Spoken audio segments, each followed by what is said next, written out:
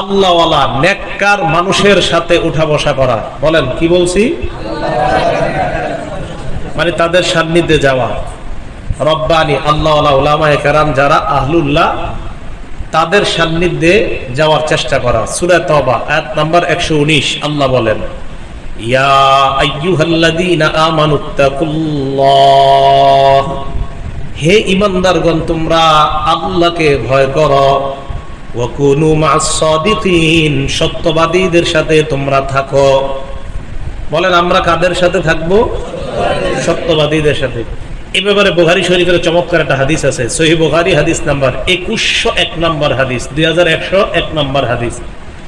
এই হাদিসের বর্ণনাকারী আবু মুসা রাদিয়াল্লাহু তাআলা তিনি বলেন, ক্বালা রাসূলুল্লাহ সাল্লাল্লাহু আলাইহি ওয়াসাল্লাম, আল্লাহ নবী বলেন, মাসালুল রাজুলিস সালিহি ওয়া, নবীজি বলেন মাসালুর রাজুলিস সালিহি ওয়াস সুই।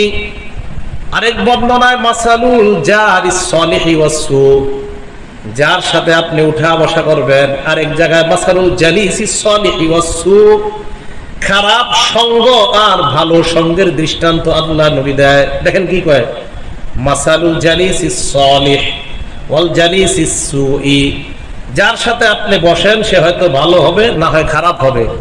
নবীজি বলেন ভালো সঙ্গ আর খারাপ সঙ্গের দৃষ্টান্ত কামাসালি সাহিবিল মিসকি ওয়া কিরিল হাদ্দাদ, আতর বিক্রেতার মতো এবং কর্মকারের হাপরের মতো।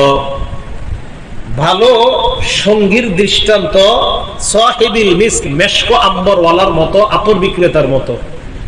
ভালো সঙ্গীর দৃষ্টান্ত আতর বিক্রেতার মতো, খারাপ সঙ্গীর দৃষ্টান্ত মিসলু কিরিল হাদ্দাদ, কর্মকার কামারের হাপরের মতো। বুঝলেন? এবার নবীজি কি কয়, শোনো, লা ইয়াদামুকা মিন সাহিবিল মিস্ক, যদি তুমি আতর বিক্রেতার কাছে যাও, দুইটা লাভের একটা লাভ তোমার হবে, ইম্মা তাশতারিহি, হয়তো তুমি আতর কিনবা, আও তাজিদু মিনহু রিহান তাইয়্যিবা, অথবা তার দোকানের সামনে গিয়ে সুন্দর একটা ঘ্রাণ পাইবা।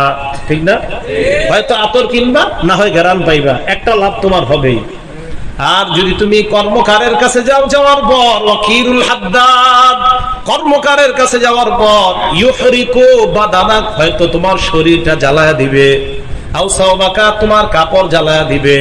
নবী বলেন শরীর যদিও না জ্বালায়, কাপড় যদিও না জ্বালায়, আও তাজিদু মিনহু রিহান খাবিসা, তার থেকে খারাপ একটা গন্ধ পাইবা।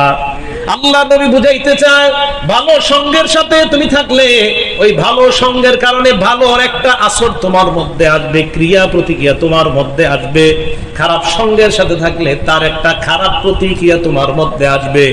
এই হাদিস প্রমাণ করে আল্লাহ ওয়ালাদের সাথে তাদের সান্নিধ্য গ্রহণ করার কোনো বিকল্প নাই। তাদের সান্নিধ্য গ্রহণ করা জরুরি, কারণ ওখানে গেলে কিছু না কিছু পাইবেন। আতর বিক্রেতার কাছে গেলে কিনতে না পারেন, ঘ্রাণ পাইবেন। আল্লাহওয়ালাদের কাছে আল্লাহওয়ালা যদি নাও হইতে পারেন প্রথম দিন, অন্তত তাদের কাছে গেলে আল্লাহওয়ালা কিভাবে হওয়া যায় এটা জানতে পারবেন। এই জন্য তাদের কাছে গেলে লস নাই। এটা বানানো কথা না, সহিহ বুখারীর 2101 নম্বর হাদিস শোনাইলাম।